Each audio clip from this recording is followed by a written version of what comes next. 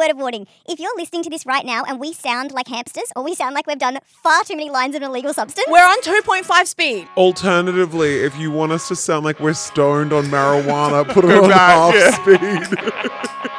Hi guys, and welcome back to another episode of Life Uncut. I'm Laura. I'm Auntie Brittany. Well, not yet. We don't know. Well, I am. You've got two other kids. But like almost three. I do feel like we need to preface this episode because we don't know when it's happened in the timeline of Life Uncut. So we're recording this early. Tonight, I'm going in for a stretch and sweep. Tomorrow, we're recording last week's episode. And then this is coming out, I'm assuming, hopefully I have a baby. Because if I don't have a baby by the time this episode comes out, it's overcooked. But I think you're overcooking that statement when you're like, this is so early. We've only recorded this. I think this will be less than or just on 2 weeks early, which isn't that much. Not two, it's one. No, babe, it's 1 week 10 early. 10 days? Sorry, I just called you babe. That was so weird. Ugh. You I actually, hate that. Hey, babe. Laura messaged me yesterday and wrote, hey, babe. And I wrote back, no worries, babes. And she was like, ew, we vomited and it was gross. We don't, yeah. We don't babe each other. Hun, You do call I? everyone hun. Yeah, sorry. I unfortunately used to use babe like ironically, and then it became a part of my vocab, and I really hate it about myself. I actually text people, "Hey babe," it's Yeah. disgusting. Fine. No, I think some people do it well. I don't do it well. And so when I say babe, I don't know. Anyway, I'm so sorry that I offended you so deeply. No, I will never ever call you that again. Let's sit in this for a minute. So I think there's a big difference in what I usually do. So babe, I'm not a baber. Like I'm not a baber. But if you add a plural, it works. Like, hey babes.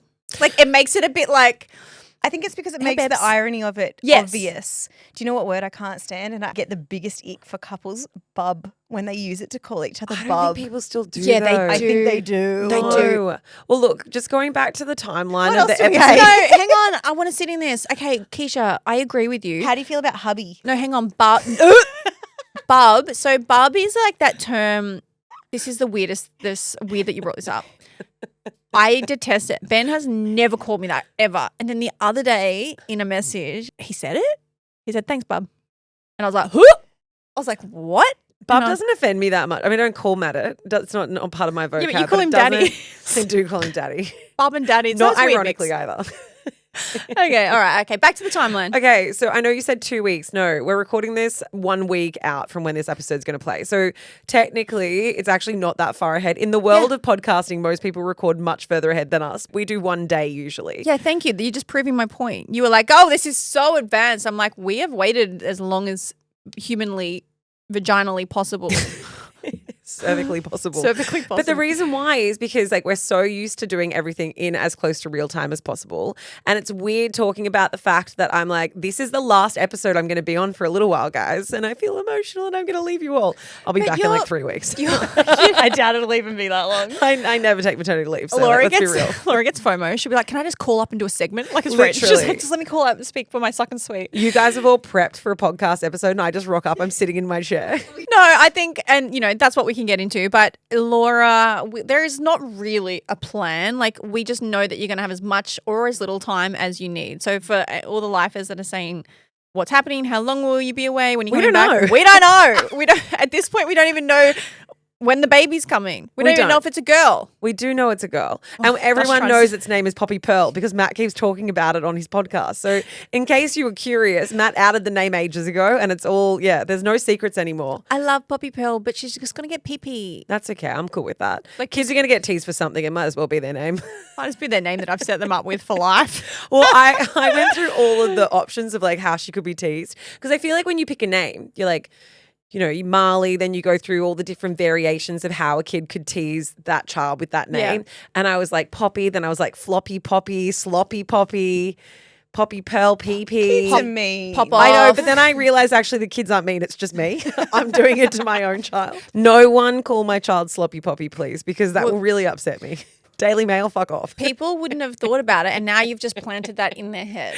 Well, okay, so the way this is going to work is I probably already have a kid by now. Which is insane. Tonight, I am going in for a stretch and sweep. We still, unfortunately, though, have 3 days of work. So, But that's early, right? They've brought the sweep forward. yeah, because I was supposed to be induced. So originally, my induction was going to be around the 25th. but there's no space for me to be induced on the 25th. I should be being induced either the 22nd or the 23rd of this month, which, you know, as you guys know, was like yesterday or the day before. So if you're listening to this, there's a good chance I had the baby yesterday. So what is the general timeline then from a stretch and sweep at this point to like trying to bring on the birth? So I went to 42 weeks with Marlie. And I had so many. I had like a stretch and sweep every 48 hours or something, and it did absolutely nothing for me. Really hoping it was going to come before I left. Yeah, and I had a stretch and sweep with Lola. I think I had 3 stretch and sweeps, and it did nothing for me. So even though I'm going in tonight for one, I actually am not very ambitious that's going to,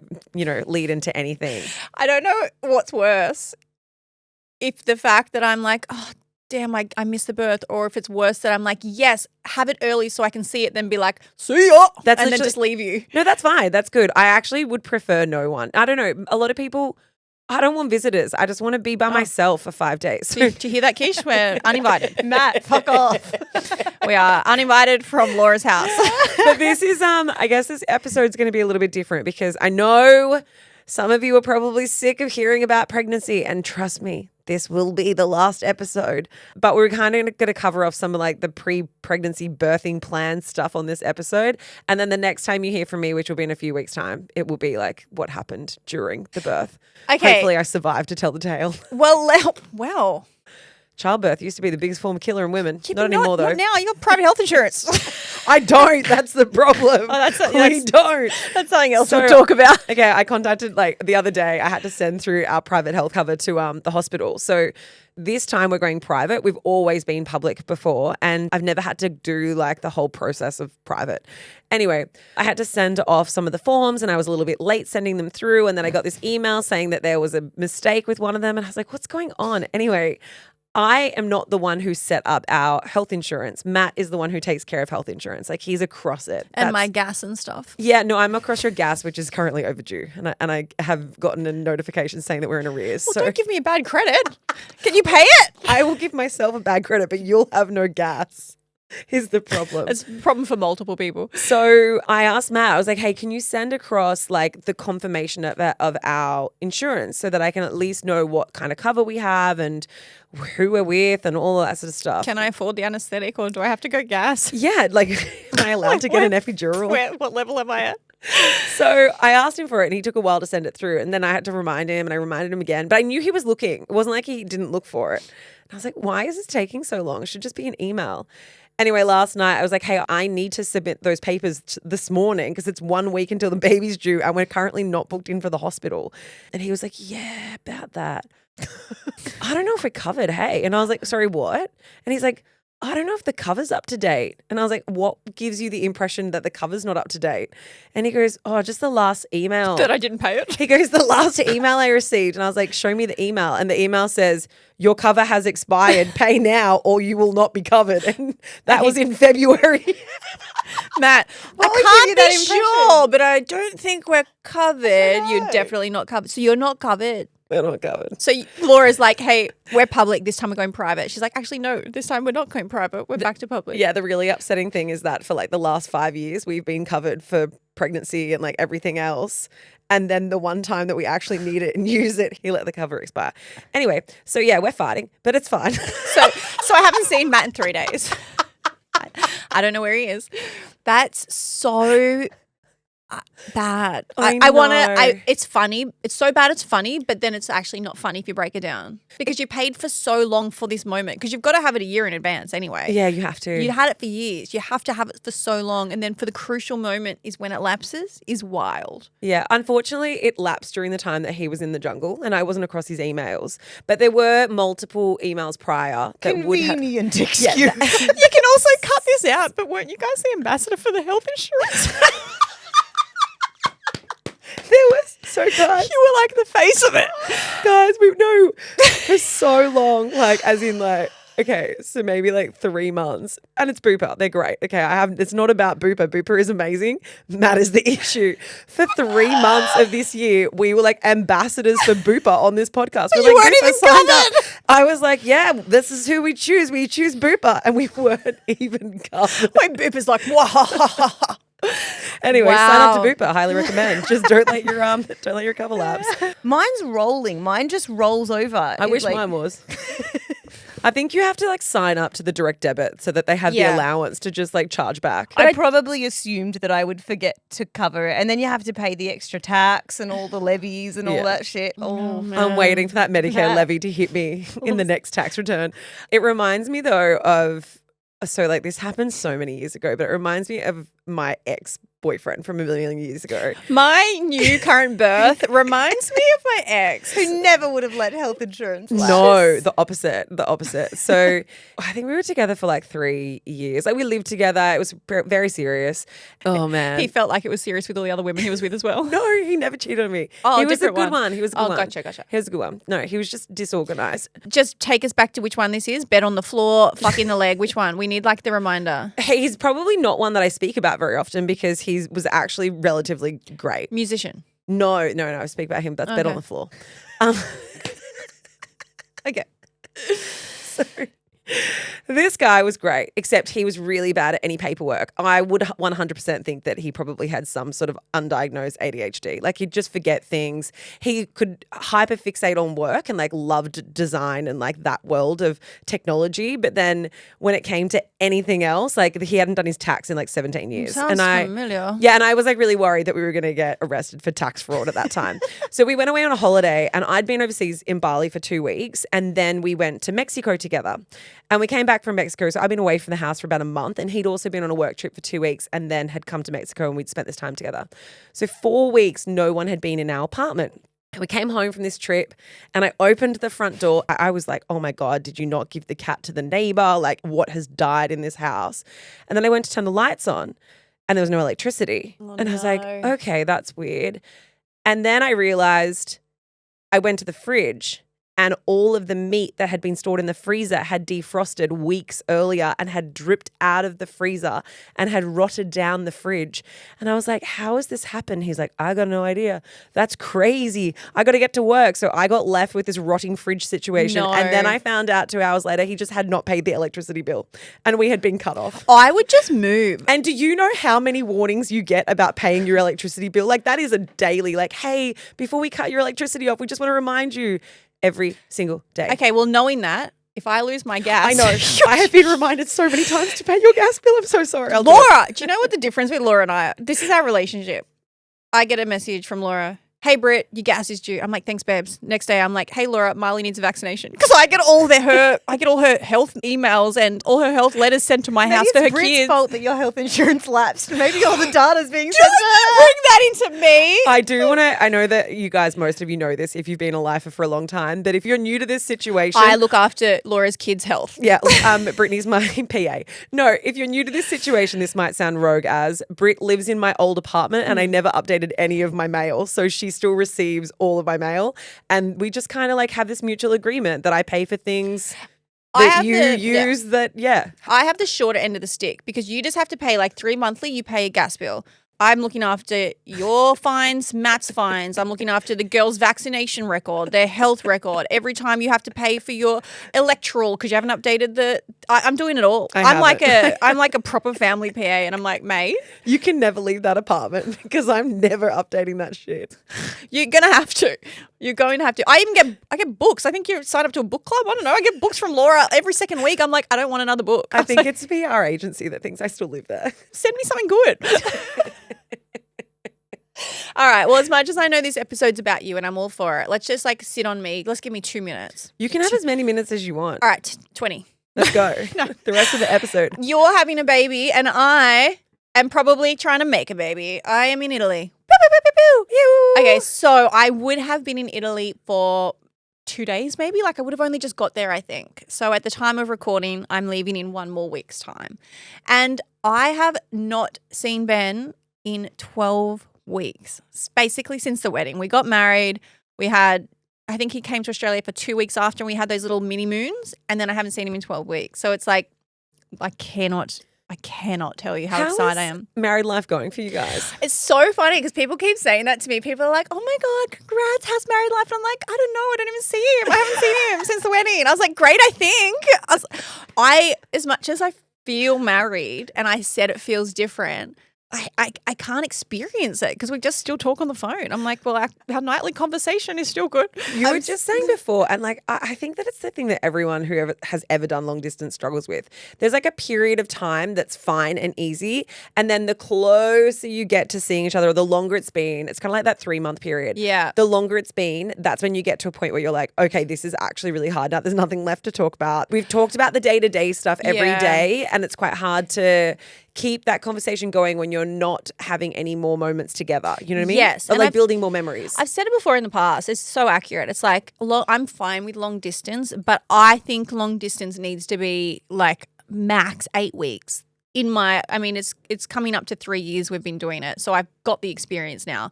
I think you could see your partner every 4 or 5 weeks, great. But for us, 8 weeks seems to be where it switches from being fine, you're hustling, you're busy, whatever, you're still like frothing, talking to each other. And then from like the 9, 10, 11, 12 weeks, it gets harder. It's so hard and not hard. Nothing changes other than you have exhausted the normal conversation. It just becomes very monotonous. So it's like, how was your day? And one of you's just waking up. So they've got nothing to talk about. They've been asleep for 8 hours. How's your day? Great. What'd you get up to? This. What do you got planned? You know, I'm also a creature of habit. So my days look the same. Like I go to the same dog parks. I go for a swim at the same place. I go to the same cafe. Like, so very rarely am I like, oh, I went on a yacht. Like, it's not, it's not. I love how that's the random. Well, I don't thing know. she does. It's like, you know, it just becomes monotonous. And I think that's when poor Ben, but I start to get a bit like short, and I know it. Like I just get short with him. And it's because I'm not frustrated at him. I'm frustrated at the situation. It gets to the point, and this last week has been really bad. And he knows. I haven't said it straight up, but he knows. But this past week, I have sacrificed one of our calls a little bit. So like we talk in the morning and night, and they're both quite, you know, like maybe half an hour to an hour, depends how much time we've got. I've started to shorten the nighttime one because I need to finish The Summer I Turned Pretty, which is the show I have been binge watching. And it got to the point where I'm like, okay, I know nothing new is going to come from my conversation with you.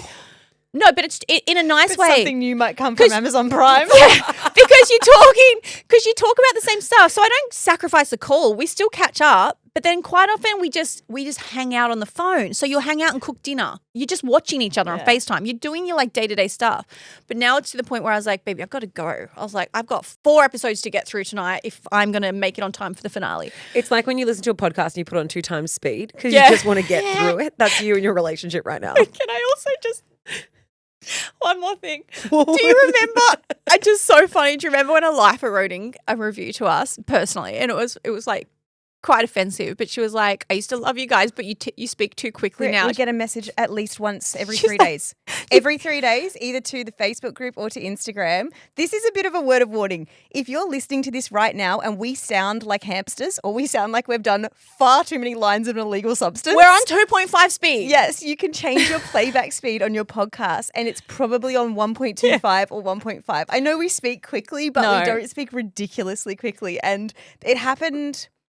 Happens all It the would- time. 2 days ago, it would have been the most recent time. And I just say to people, I'm like, what app are you listening on? I'll show you how to check. Alternatively, if you want us to sound like we're stoned on marijuana, put it Go on back, half speed. If you've got a 3-hour drive and the podcast is only 2 hours. Hello, everybody. Anyway, that's my update. I am with Ben again. We're only together for 10 days, but it's going to be hopefully 10 blissful days. I will probably bombard you with social media, with loved up stories. Not that I've stopped. I'm here for the Aperol Spritz content. Just like hit me with it. Aperol Spritz. Well, just sangria. Like last time, That's it was all you want from me? Okay. It's all Laura wants right now. Look, she doesn't give a 9 fuck. months. She doesn't give a fuck how Benny is. She's like, yeah, I'm ready for it. Send me the Aperol. Oh my, okay. Send me photos of Aperol Spritz and oysters. That's it. That's all I want to see. You'll be able to do both of those things. Express day one, have an Aperol, you're good. Yeah, I don't know. I don't know how soon. I feel like it might be poo-pooed if you're bringing alcohol into the hospital.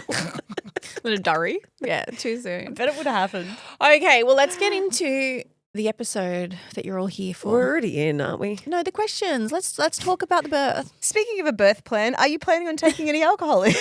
No, but I do want someone to smuggle in some champagne. I have kind of asked a few people. I want like a post-birth champers. Is that okay? Yes. I don't know if it is. You're not a medical doctor, and I feel like medical What? doctors and midwives would say probably not advised. No, I think you are allowed a little bit because I think it needs an X amount. Again, I'm not a doctor. I'm not even going to say this. I'll get there struck. is no safe limit. Okay, I'm going to be the responsible one. There is is. no safe limit. I think there I is. just Half strength. really want to. I want a celebratory champers Why don't we get alcohol free? Our videographer said yes. because it tastes like okay. Look. Laura just looked at me like, you disgusting slime. Do you know why? Because I went out for dinner recently and I ordered an alcohol-free wine, which, don't get me wrong, alcohol-free beer, amazing. Like, it is heaps normal. Do you It's like drink beer? I love a beer on a warm day. She's a cool girl.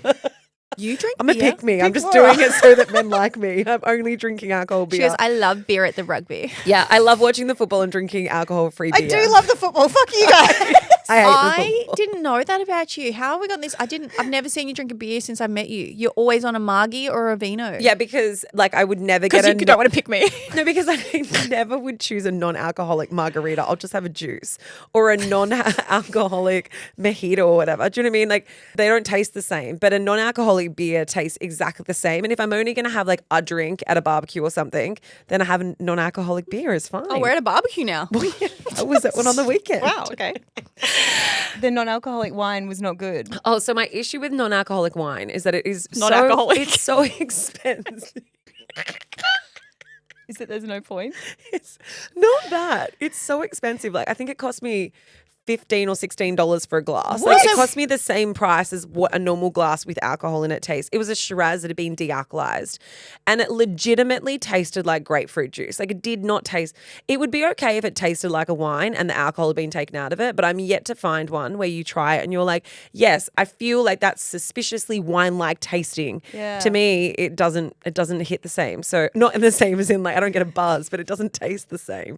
And also, like, my other gripe is just that mocktails and everything else cost the same amount as almost a real cocktail. Yep.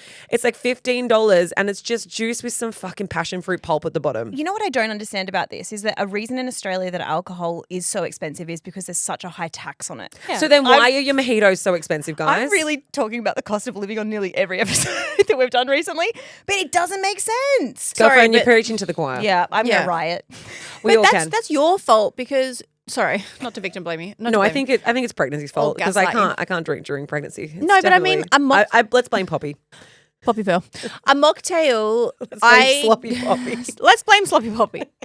Fucking hell. Let's talk about the birth. Let's talk about it. How are you feeling? Because it is go time, baby. Like, for us recording wise, it doesn't get, this will be like the last big recording before it pops out. So, like, how are you feeling? I think I'm in denial, to be honest, still a little bit. And I think I've pushed the disorganization to a point where it's actually now just a bit ridiculous. Like, I realized the other night I was in bed and I started to get some weird feelings, like cramps. I'd also had like, there's probably too much information, but at the time, so 2 days ago, I had quite a bit of blood, like mucousy blood, which sometimes can mean like baby's on its way, right? Like and the then, mucus plug that you're supposed well, to yeah, lose. but it wasn't full mucus plug. If you've never had a baby, there's a thing called a mucus plug, and sometimes it comes out and it just looks like a ball of snot, like a huge snot ball, and other times it comes out bloody and like not very nice, comes out in bits, and it was like a bit of the mucus plug. So then that night I had like lots of Braxton Hicks and I was laying in bed and I just had this moment where I was like, I don't know why I've done this to myself. And I don't know what about me being disorganized. Like, why have I had this resistance to kind of packing a baby bag or anything? Yeah. But like, I don't have tracksuit pants that I could wear in the hospital. Like, I haven't bought anything. I've got one pack of Tom's maternity pads. That's literally it. It'll last you about a day. I just don't have anything planned. I haven't set up the bassinet still. I haven't, like, nothing. I've got a couple of onesies that one of my girlfriends, when it was like, you know, baby shower time, that my girlfriends got for, well, my group of girlfriends got for me. And I don't know why I've been so apprehensive to get organized. I think partly it's because I have this resistance where I'm like, number 3 we don't need stuff. Like, we know that we can manage. Number 3 doesn't matter as much. No, it does. But I know that I can manage with very little in comparison to, I felt Yeah. over prepared for the first time. But I don't know why I haven't at least gotten myself slightly organized so that if I do go into spontaneous labor, I can actually take a bag to the hospital. Do you know what this is reminding me of? I saw this a couple of months ago on Grace Beverly's Instagram. I think that her friend had a baby and it was quite young. There were like 3 or 4 of the friends. They were all really close and they went over one day. They all had a bucket of cleaning supplies. They had gloves and everything and they cleaned her entire house. They organized her cupboards. They did all of that. That's amazing. And I thought it was just such a kind thing to like do for a friend. You're a very hard person to buy for because you're not very materialistic and you're like, you're saying if you want to come over and clean, Keisha. I've got my drills. I've got my steel caps. I will come and get Keisha, you you don't need to go organised. drill her house. No, but I can drill stuff together. You know, put the bassinet. I'm the person. Hear me out. I will pay for a cleaner to come to your house.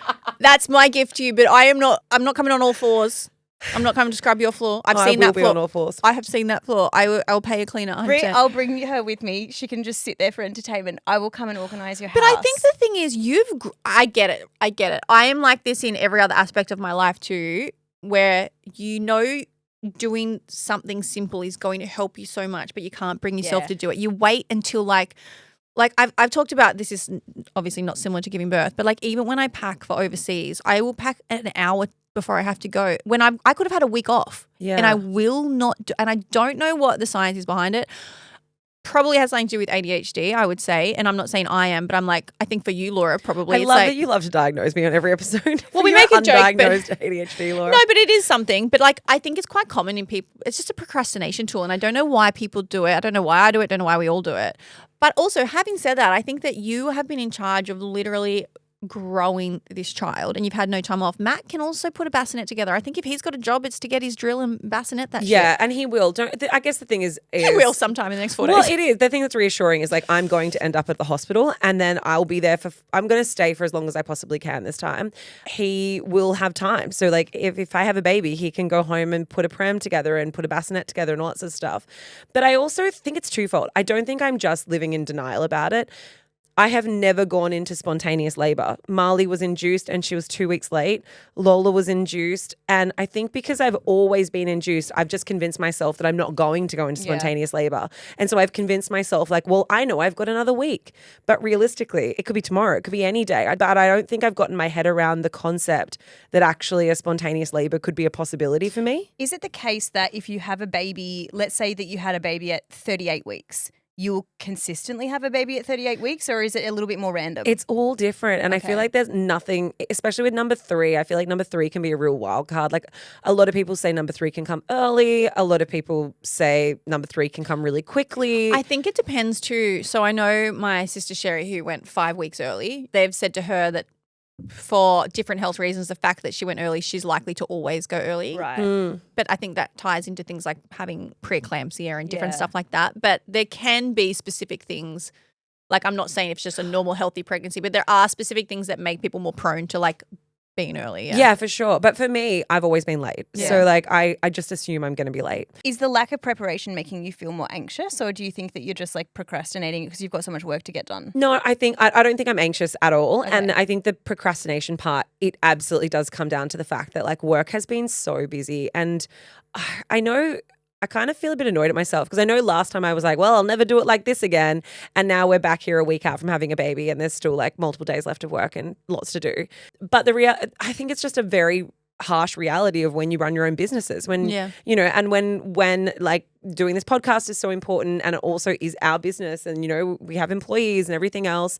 And then also there's Tony May and then there's radio and trying to like align things so that this sounds so bad to say, but so it doesn't inconvenience anyone. Like doing work in a way that makes it the least pressure on the rest of the team just means that like that has to get done first.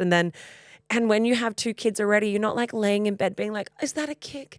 Like enjoying the small moments of like being pregnant. Stop kicking Poppy. Poor Poppy. Mama's got work to do. It used to be like, is that a kick or is that flatulence? And now it's just like, no, it's the thing is with the first and second, the first you have so much more time to feel connected, I think, because it's just you and being pregnant. yeah. The second time you have a little bit less time to feel connected. You still have those moments, but you are not as busy. Yeah. The third time I found I'm so busy taking care of 2 humans that are already alive and then doing all the other stuff in life. I just haven't had moments to sit there and like revel in the joy of pregnancy. And so maybe that's what's made me more of a realist about this one rather than it feeling this. And I'm so conscious about choosing my words, but like it doesn't feel as magical because I haven't had time to feel connected to the magic of it all, quote unquote.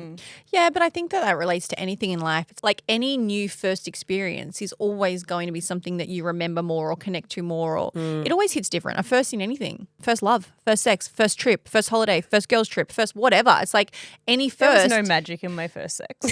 Yeah, I know. I don't even know why I said that. It was terrible. Tell us more, Kate. How did that go down? No one is having magical first sex. Now I need to know. How was that? It was fine. It would probably lasted only a couple minutes. Was it a kinda boyfriend hurt. or was it a Yeah. cute? I was quite late, surprisingly, for how, Or like 15. my 20s went.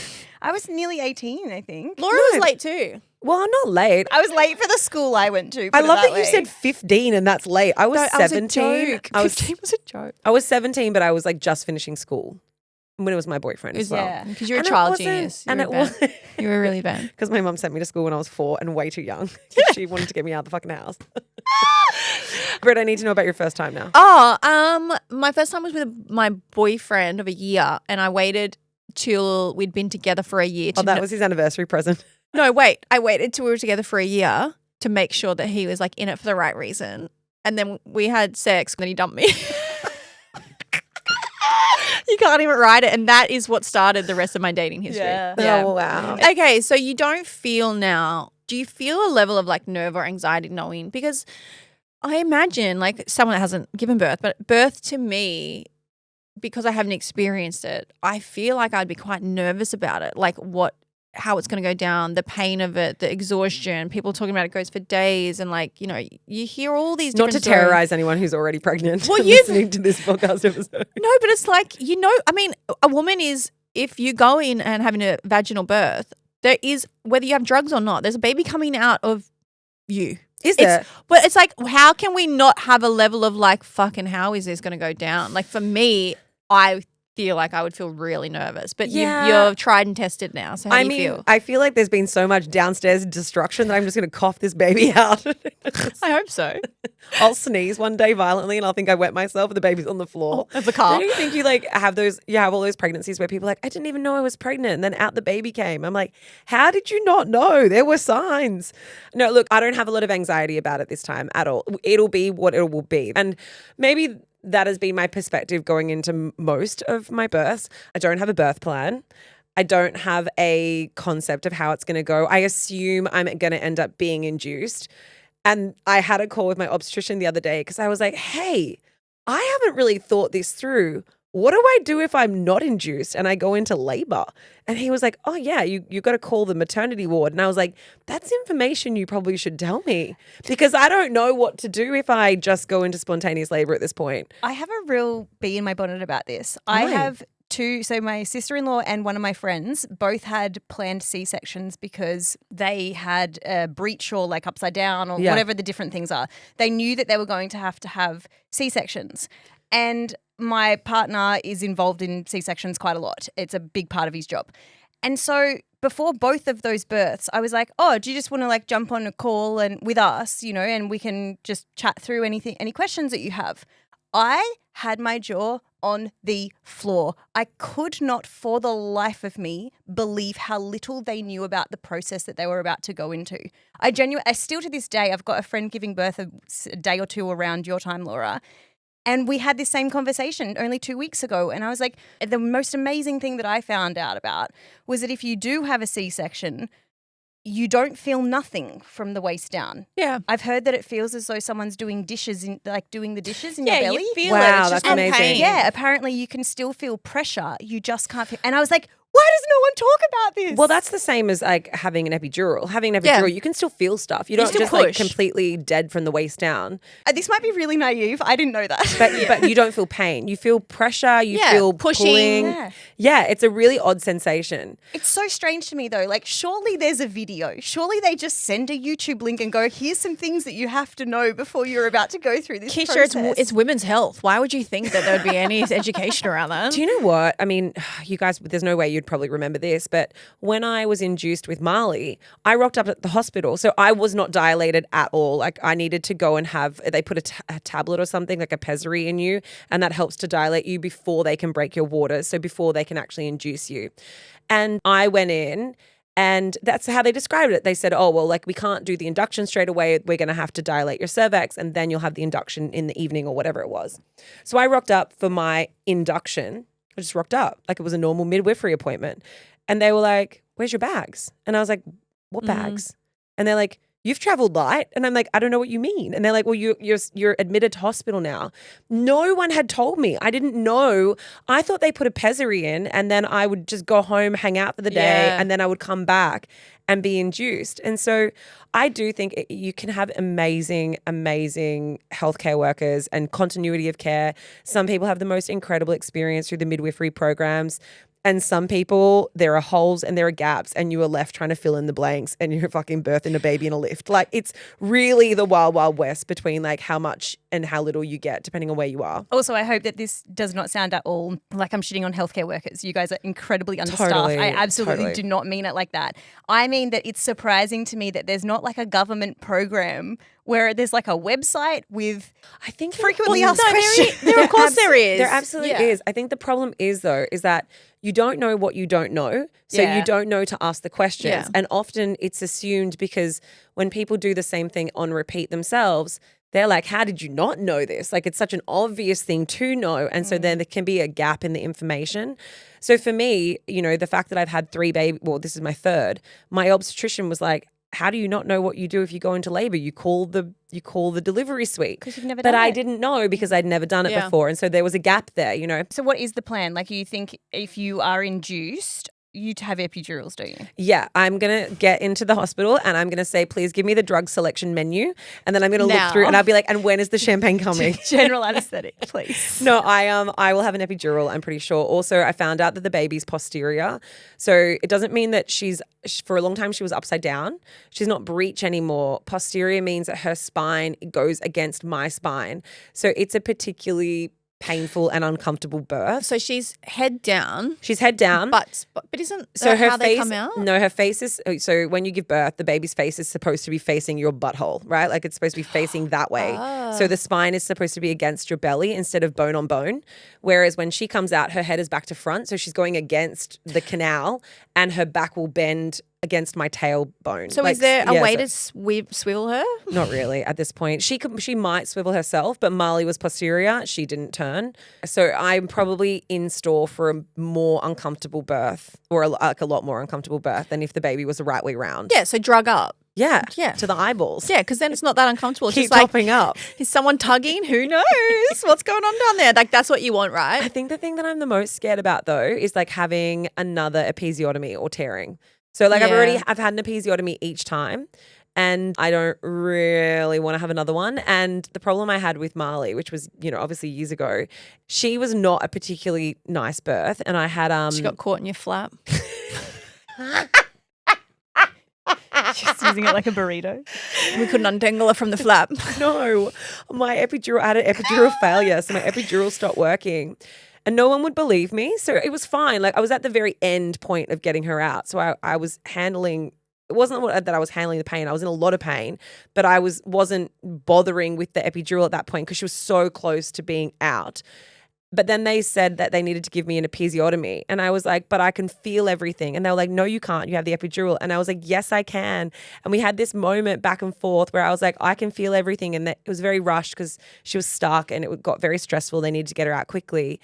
And they were kind of like, you're fine. And I thought they'd topped up my epidural, at least were going to before they gave me an episiotomy. And then they cut me and I could feel everything and I went into shock. So I wasn't able to push anymore. So obviously I don't want to frighten anyone, but I was so overwhelmed in that experience because I'd never done it before. And also I just assumed that they were going to fix the problem before they gave me the episiotomy, but I didn't really know what was going on.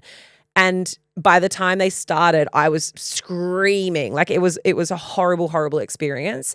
That Marlie came out, she was fine. Everything was fine. I wasn't fine, but she was fine. And then it was such a weird and kind of like surreal period afterwards because everyone was apologizing to me. So I knew that something had gone very wrong, had a lot of apologies. They'd obviously then like upped the epidural and whatnot. And they were trying to like numb the area. Like, mate, the baby's out.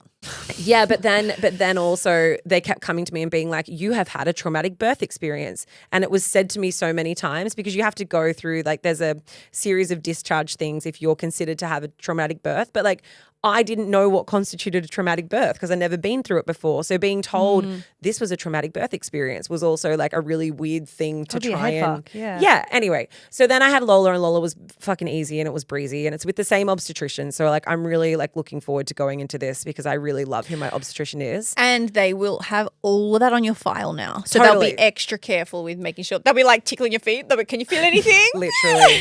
And he was amazing with the last one. So I'm genuinely not worried because I feel like I've done this rodeo before. Yeah. But that's probably my only anxiety is around having another fucking cut through the side. I'm like, oh. Are we going to set some rules and parameters around Matt and when he can and can't go and eat a sandwich? No, he's fine. He can go. And my sister's going to be there in the room. So my sister's coming. Is she? So Have it's you gonna saved her a seat next to me? So, and if I go early, you're coming. So at the moment, we've got Alicia, potentially Britt, if she's here in the country. There was a time and where I Matt. wanted to live stream and you were talking about maybe doing it. That's just been brushed aside. Keisha's like, how did I get left out of this equation? yeah, Keisha's now I got FOMO. You can come if you want to. Ness, want to come too? Keisha's in there with the not a lapel mic. What's the big boob mics? You know how you have to hold I a got a boob ring mic. light and making sure you're lit from both sides. I did just buy one of those Niwa beauty lights that you can clip onto your phone. So please make sure you get a really I want the video of the baby coming out and exiting on social media. Can we just take a walk back memory lane when I bought that light and you gave me so much shit for having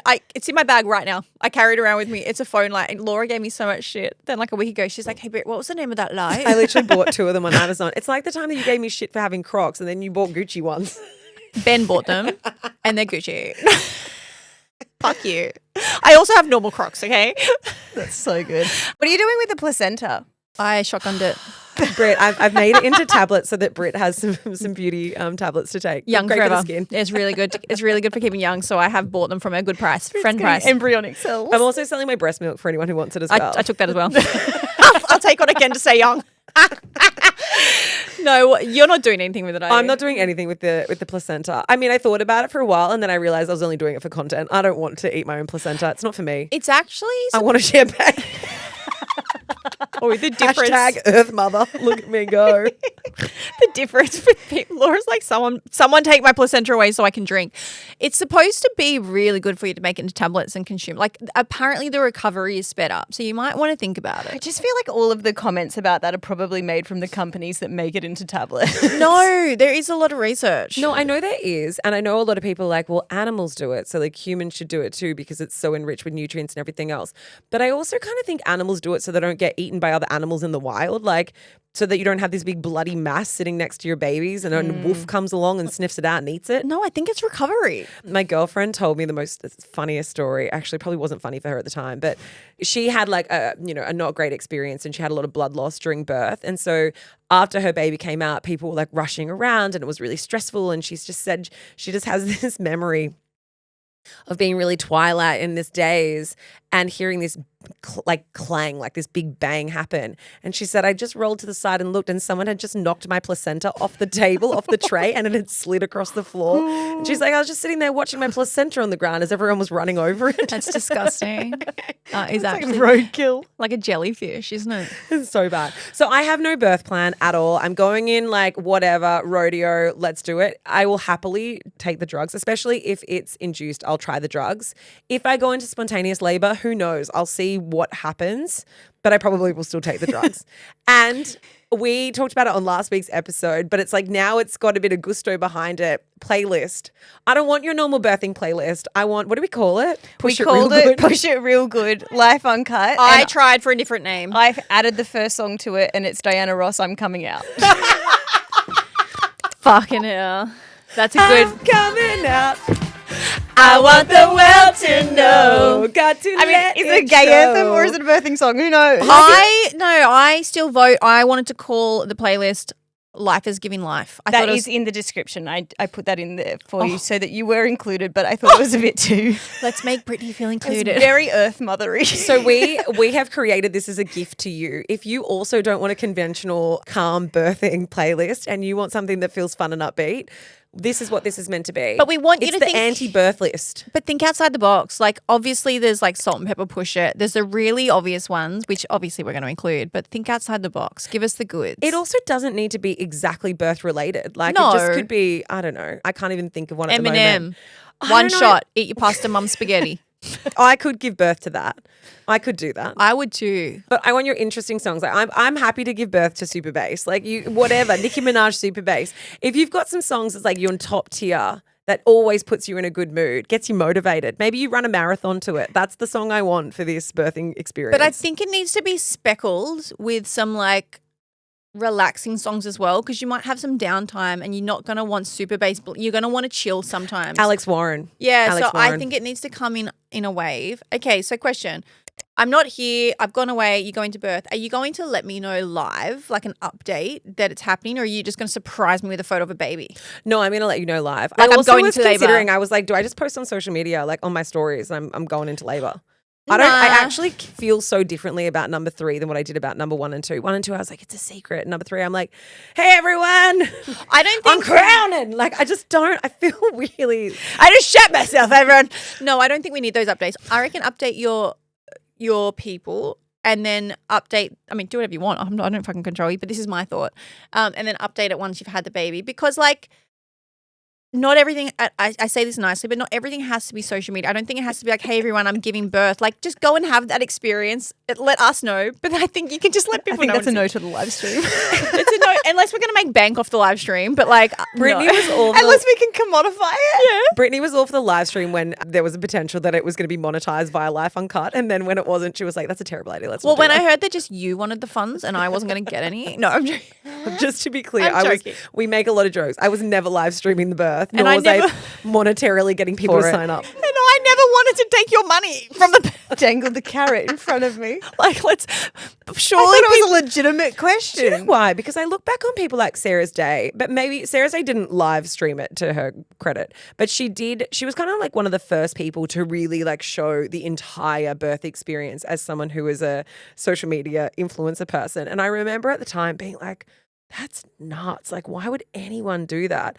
And don't get me wrong, I am actually not doing that. That is not my intention. But now I don't feel as, I don't hate it as much in terms of like, I don't feel as offended by it. Like, and I get that it's very sacred and whatnot. The thing I don't like about it is if someone's using it as a way of like growing their audience and they're thinking strategically at the time, that to me is odd. This conversation, I don't remember how much we spoke about it on the podcast, but it came up around the time I was getting married. It was like the first TikToker that basically like live posted. It wasn't live, but she posted so much of her wedding as it was happening. So she was live posting, but not necessarily live streaming. They did do a live stream when they were getting ready and straight after and stuff. But she even put up that thing where she was like, you guys, like, because she was an influencer. She was Yeah. like, you basically paid for this wedding, so you should be a part of it. And I remember us talking about it being like, what is the deal? You know, what's the exchange? I just think, and it's exactly what I just said about the birth, people can do what they want. Like, I'm not going to judge you. And if you want to post your whole birth, Laura, I'm not going to judge you. Joking, guys. But I Sorry. also I just think- really want it to be clear because I feel like I've made a lot of jokes on this No, episode. we know. that people are going to think I'm a horrible person. But this wedding, and I went and watched it after it, and I just thought, you were not, as much as it was so cool to be taken into her story, and she's an influencer and she would have got so many more followers. I was like, you cannot, I don't care what anyone says, you cannot be present fully if you are like just thinking about the content, quickly making sure that content is okay to upload spending the time uploading it. Like for me, it's just there are some times in life that I think it's okay just to go quiet. And like, I don't think I posted one thing on my wedding day or the next day, or I just think I just sat in it for 3 days. Because the thing is that it becomes a job, Yeah. right? So like if you're someone who's sharing your wedding, and even though, you know, this influencer who said, you guys have pretty much paid for this wedding, so I want to bring you along for it. Well, then you're still looking at your wedding as though it is a job. It's a job, because at the end of the day, all of those things, the posting, the curating, the creating the content, all of that takes time, energy and effort. And then therefore you're not actually experiencing the life thing that you've put all this money and time and emotion into as well. Yeah. I get that completely. And look, I mean, I know I say like I don't feel as connected in terms of like I'm not as prepared and stuff for this. But I think the thing that I'm most excited about is like how excited the girls are about having a baby sister, and like it's their excitement that gets me super excited. Like I feel very pragmatic and realistic about, I know it's going to be hard. I know there's going to be hard sleep. I know it's going to be a transition. I know we're going back into the trenches, but like seeing their utter joy, and now they've got a calendar for the countdown and they're just so excited, and it's them who has been able to make me feel like I'm actually connected and excited to it. Yeah. Whereas like I've just been so caught in the busy that their little like, and even Lola, anytime she's having like a hard moment about anything, I'll be like, how many days do you think it is now until Poppy's here? And it just like takes her straight out of that. And you can ask her anything. Like this morning, she had a terrible mood after getting out of bed. And I was like, do you think Poppy's going to have a bottle? Or where do you think Poppy's going to get her milk from when she comes out? And Lola straight away is like, oh, your boobies, you know, like everything is so exciting to her. And then she'll start talking about like, and then she's going to need a high chair and she's going to need a pram. And I was like, do you think Poppy can crawl when she comes out? Like their excitement around being big sisters is just the sweetest thing.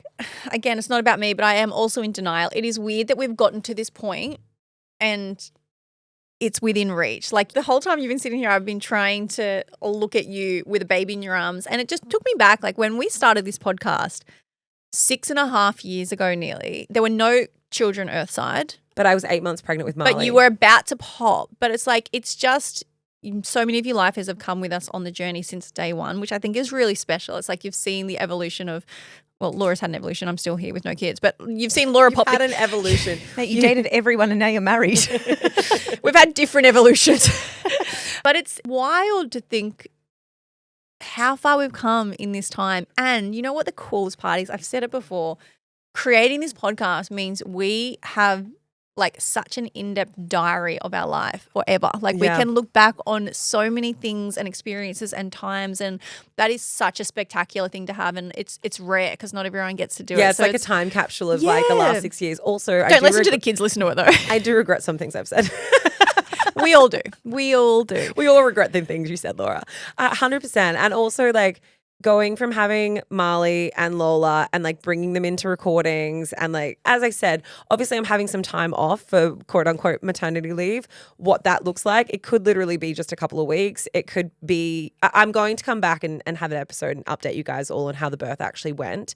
Keisha's going to be filling in for me. Keisha like straight up to the plate. Britt goes on I'm a Celebrity. Keisha's there. Laura pisses off to have a Wheel baby. me out like a TV on a rainy day at school. We love you, and I am so grateful. I'm so grateful that like you're such a part of all of this, that you know no one's going to miss that I'm gone. I'm really grateful too, because I mean it's a little bit of a momentous thing, because when I first met you guys, it was via distance. We didn't even meet in person. We didn't let you on the mic or camera. Yeah. You were about to give birth to Lola. Yeah. So I remember getting one of my first emails from you, and Laura had literally gone into labour and she was still emailing me from the hospital. You were like, I've got some hours to kill, you know, and that was when I first started working for you. So it's a pleasure. Yeah, and I mean, I know we've kind of touched on this before when we talked about the whole maternity leave aspect and stuff, and I've said in the past, I'm not paying you for maternity leave. yeah, we don't life uncut. We don't have maternity leave. No, I guess like my biggest regret was not being able to slow down, right? And that I said, you know, if I have a third baby, I'm going to slow down. It's almost impossible. And I know that some people will be like, but it's not. It's really, really a different experience when you run your own businesses, because the wheels don't just stop turning. And also it's something I love doing as well. And it's very hard to step away and have confidence that everything is just set and it's going to be fine without you. And I don't mean that in a life uncut sense. Yeah, Keish, I think that was directed at us. No, I know you guys will be fine, but I mean in a Tony May sense. Like I'm such a critical part of the business. And so like I know that I will still go to work, and I know I'll take the baby to work like I always did. And I'm sure 6 months time down the track, I'll look back on it and I'll say, God, I wish I had more time of having time off and having maternity leave. Use But Brittany 20. I think Brittany 20 for Tony May. Keisha 20. Keisha 20. Everyone's got discount codes at Life Uncut 20. But it's funny you say that, because the other day Laura and I were just having a conversation on the phone, and she's like, oh man, it was probably like 8 o'clock at night. She's like, guess what time I've got to be at work tomorrow for Tony May? She's like, we've got to shoot. She goes, 4:15 for makeup. She's like, I cannot deal with this anymore. And it's like, Laura, you know that you're the boss. I was like, you set that time. Like, you booked this shoot. She's like, that's a valid point. I was like, this could have been a midday shoot. I was like, it I could have hate been my a boss. could have been a sunset shoot. I was like, you chose the 4:15. It's true. And you know, I'll complain about it a bit. But the thing is I think you always look back and you think about the things that you would do differently. But also, like, I love what I do for work. I'm so lucky that I get to do this. Yeah. And I'm also so lucky that my job and the capacity for my work allows me to bring a baby to work and still do it. Like, most women don't have that. And so, you know, having maternity leave is critical for them to be able to do both. I had that conversation with Ben this morning on the way to work. We were talking about, like, how many people do you think in life would want to do a different job? And he was like, what job would you want to do if you won the lotto? And I was like, I would do this job. I said, I genuinely feel like the luckiest person in the world to get to come to work with my friends and speak and have this community. And I was like, there is nothing else I would rather do. And that was I like a feel the really same. heartfelt moment. And I am getting my period, so hormones were high. But it was like a really heartfelt, like, I was like, wow, I'm living my dream job. I feel so lucky. Yeah. And like, guys, I want to say I'm so grateful. I've received so many messages from lifers over the last couple of weeks, like well wishes into giving birth, just, you know. Camaraderie with people who also piss themselves. Yeah. So many messages from people who are at the point of sneezing where you hold your vagina and not your nose. Blue vagina, a lot of support. Blue vaginas. Like, you guys are just the absolute fucking best. And I know I have spoken a lot over the last couple of weeks about being pregnant. It has consumed my entire life. Like, I think for anyone who has done it, you kind of get to this point in pregnancy and it's like, yes, you can talk about other things, but you're always thinking, oh my God, I'm pregnant, I'm getting kicked in the vagina, I'm getting, you know, my nipples hurt. Like, there's always something going on that's distracting. Wait till I have mine. You're going to be like, oh, old news, shut up. I'll be like, guys, I got this flutter. You'll be like, been there, done that. No, not at all. Not at all. It would be a relief for someone else to talk about the same shit for a change. And also, I don't know if we've mentioned it, but Matt is going to be filling in on radio. Yeah, so the one thing I am taking maternity leave from is radio. So I've got the rest of the year off pretty much. I think I'm coming back for a week in December. Must be nice. I know. I left you high and I'm dry. stuck with your husband. I gave you my husband. So Matt's going to fill in on the pickup radio show. So that'll still go in the Sundays. You'll still hear the normal radio show and I will hear the best of too. And it will be Britt and Matt just doing it together. Which I is cute. guarantee you'll be on that. You'll get so much FOMO that you'll 100%. just turn up one day. You'll be like, I just wanted to come in and do a break. Do you know what I'm worried about though? My biggest That will be better than fear- you? No. My biggest fear is that Matt is going to tell every story. Like, he's going to share. So, okay, I'm having a couple of weeks off post-birth and then I'll come and tell you guys. Matt's on lockdown. He is going to go on Two Doting Dads and tell everything. He has to be on lockdown. Yeah. He gave away Britt's wedding date. He gave away Poppy's names, middle Names. and first. No, Matt's locking it down. You're on lockdown. And do you know what he said to me? And he said this so casually and it made me really annoyed. He was like, God, babe, you know what? Our downloads have been so up recently. And I was like, yeah. Because you keep giving away things that are not yours to tell. And he goes, you know what our most downloaded episode was? And I was like, which one? He's like, the one where people think that we gave away the date of Britt's wedding. And Yes. but he Shock, did, Matt. He did edit it. Like, it did get edited out, but people still go looking for like what he said. I actually got a couple messages about this because back when Matt and Ash started the podcast, I did do their audio edits, but I haven't done that for, it'd have to be like a year and a half now. And People so were some like, people "Traitor." were like, why didn't Keisha flag this? Why didn't Keisha cut it out? Like, I got messages personally being like, why didn't you cut it out though? Like, you know what I mean? So You're not to blame, Keisha. Yeah. You're not to blame. Matt Matt does needs- still work on the video edit. So now I'm like hoping that anytime he does say something that could be on the nose, that Ness is going to give me a heads up and let me know. Matt needs to understand right now. It's not his, baby. His ego and his gossip, he's leaving at the door. I run this show and I am the boss. He's a fill-in. He is a substitute. I call the shots and he will not be giving anything away. Trust me. You have that on record. I am running the shots. You know, he has his own podcast. He's going to tell the stories on. It's not, Well, he can do what he wants there. I can't control that, obviously, because he gave away my wedding. But I can control the radio show. It's an absolute no no-go leaks. zone. Laura, we love you. We're so happy for you. I'm so happy our life is about to be turned upside down. I cannot wait to meet Sloppy Floppy Poppy. I'm really excited. Please don't call her that. I cannot please. wait to meet Poppy Pearl. Poppy Pearl. Poppy Pearl Johnson. Do you know why Pearl is an important name? This is one thing Matt didn't share on his podcast. Pearl's important because so we always pick family names for our middle names. We've got Rose is actually For The Marlie's. Bachelor. No, it wasn't about The Bachelor. It's a family name. I know. Also, Matt has a rose tattoo to himself. It had nothing to do with The Bachelor, but it haunts us. Sure, Laura. So It's Rose. like King George, who has the immunity necklace tattooed Does from he? Survivor. Oh God, it's really not that. No, so Mae being Marlie Mae, she's got 2 middle names, the poor kid. Mae is my nana. Then she has Rose, which is Matt's nana. Then Lola's middle name is Ellis, and that's Ellie's maiden name. So Ellie still goes by Johnson, but she's obviously not a Johnson. And Ellie was Ellie Ellis. No, her real name's Hillary Ellis. Her actual name is not Ellie at all. There's a little peek behind the curtain. She just changed it to Ellie. So Ellie Ellis. Then if you guys wanted to peek behind Matt's mum's curtain, there all it the is. drapes away. Hey, Matt's not the only one that can drop info. And Pearl was my dad's mum, but my dad's mum passed away when he was really little. So he grew up from being, I think, 4 or 5 without his mum. And so I asked him because I wasn't sure. He doesn't really speak about Pearl very often.